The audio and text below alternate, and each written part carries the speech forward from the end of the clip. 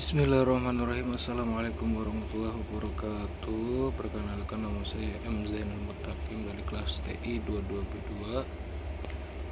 Di video kali ini saya akan menjelaskan tentang pentingnya analisa kebutuhan sistem dalam pengembangan sistem. Analisis kebutuhan sistem memainkan peran yang sangat penting dalam pengembangan sistem. Berikut adalah beberapa alasan mengapa analisis kebutuhan sistem merupakan tahap yang kritis dalam siklus pengembangan sistem. Yang pertama yaitu memahami kebutuhan pengguna. Analisis kebutuhan membantu memahami kebutuhan, tujuan, dan harapan pengguna terhadap sistem yang akan dikembangkan. Ini mendasari desain dan pengembangan untuk memastikan sistem memenuhi ekspektasi pengguna. Yang kedua yaitu menjamin kesesuaian dengan tujuan bisnis. Melalui analisis kebutuhan dapat dipastikan bahwa sistem yang dikembangkan sesuai dengan tujuan dan strategi bisnis organisasi. Hal ini memastikan bahwa investasi dan pengembangan sistem mendukung keberhasilan organisasi secara keseluruhan. Yang ketiga yaitu mencegah kesalahan dan perubahan yang mahal. Mengidentifikasi dan mendokumentasikan kebutuhan dengan baik di awal dapat mencegah perubahan atau kesalahan yang mahal di tahap-tahap selanjutnya. Analisis kebutuhan yang solid membantu mengurangi risiko pengembangan yang tidak efisien. Yang keempat yaitu basis untuk perencanaan proyek. Analisis kebutuhan memberikan dasar yang solid untuk merencanakan proyek. Dengan pemahaman yang jelas tentang apa yang dibutuhkan, tim pengembangan dapat membangun rencana yang realistis, menetapkan prioritas, dan mengalokasikan sumber daya dengan efisien. Yang kelima yaitu meningkatkan kepuasan pengguna.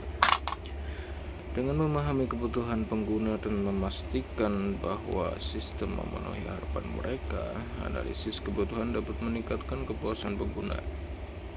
Sistem yang sesuai dengan kebutuhan pengguna memiliki potensi untuk diterima dengan baik dan digunakan secara efektif.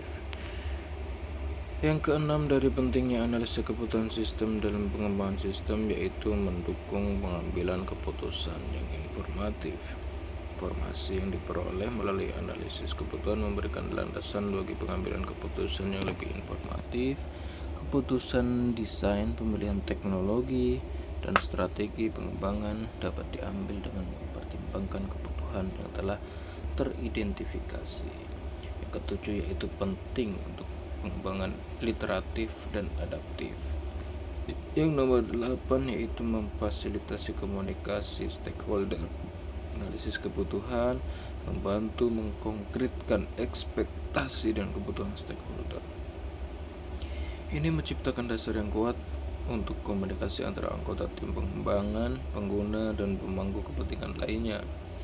Yang nomor 9 yaitu mengurangi risiko proyek. Dengan pemahaman yang mendalam tentang kebutuhan, risiko proyek dapat diidentifikasi dan dikelola lebih baik. Hal ini membantu menghindari kemungkinan kegagalan atau penundaan proyek. Yang nomor 10 yaitu mendukung perubahan bisnis. Kebutuhan bisnis dapat berubah seiring waktu.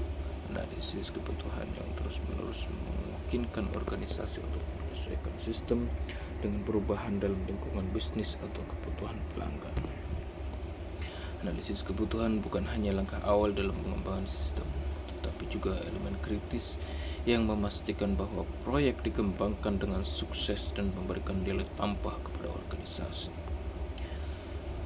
Adapun langkah-langkah umum dalam analisa kebutuhan sistem antara lain yang pertama yaitu pendefinisian lingkup proyek, identifikasi batasan dan lingkup proyek, menjelaskan tujuan proyek, batasan waktu, dan area fungsional yang akan dibahas. Yang kedua yaitu identifikasi stakeholder. Kenali dan daftarkan semua pihak yang terlibat atau berkepentingan dalam proyek. Ini termasuk pengguna akhir, manajemen, pemilik proyek, dan pihak lain yang relevan. Yang ketiga yaitu pengumpulan informasi. Penggunaan teknik-teknik seperti wawancara, observasi, dan studi dokumen untuk mengumpulkan informasi tentang kebutuhan pengguna dan organisasi. Yang keempat yaitu analis informasi. yaitu proses analis data yang telah dikumpulkan untuk mengidentifikasi pola, tren, dan kebutuhan utama, identifikasi perbedaan antara kebutuhan yang diungkapkan dan yang tersirat. Kelima yaitu permodelan proses bisnis. Buat model proses bisnis untuk memahami bagaimana proses bisnis saat ini beroperasi. Ini membantu dalam mengidentifikasi area untuk perbaikan. Yang keenam yaitu identifikasi kebutuhan fungsional. Dengan menentukan kebutuhan fungsional, yaitu apa yang sistem harus lakukan, gunakan teknik seperti use case diagram untuk mempresentasikan secara visual kebutuhan. Nomor 7 yaitu identifikasi kebutuhan non-fungsional. Identifikasi kebutuhan non-fungsional seperti kinerja, keamanan, skalabilitas, dan lainnya. Pastikan kebutuhan ini mencakup aspek-aspek penting sistem yang tidak hanya berkaitan dengan kebutuhan fungsional. Yang nomor 8 yaitu validasi dan verifikasi kebutuhan. Pastikan kebutuhan yang diidentifikasi dapat diverifikasi dan validasi. Verifikasi melibatkan pengecekan keabsahan kebutuhan, sementara validasi melibatkan konfirmasi bahwa kebutuhan memenuhi harapan pengguna. Nomor 9 yaitu dokumentasi kebutuhan. Dokumentasikan kebutuhan dalam bentuk yang dapat dimengerti oleh semua pihak terkait. Gunakan template dokumen kebutuhan yang biasanya mencakup deskripsi kebutuhan, prioritas, dan kriteria keberhasilan. Yang selanjutnya yaitu pengelolaan perubahan kebutuhan. Tetap terbuka terhadap perubahan kebutuhan seiring berjalannya waktu, tetapi pastikan setiap perubahan dikomunikasikan, dinilai, dan dikelola dengan baik. Selanjutnya yaitu validasi sistem stakeholder. Validasi dilakukan sesi validasi kebutuhan bersama stakeholder untuk memastikan bahwa kebutuhan yang terdokumentasi benar-benar mencerminkan harapan mereka. Yang terakhir yaitu pemantauan terus-menerus kebutuhan selama siklus pengembangan. Lakukan pemeliharaan produk dokumen kebutuhan jika ada perubahan signifikan atau pembaruan yang diperlukan.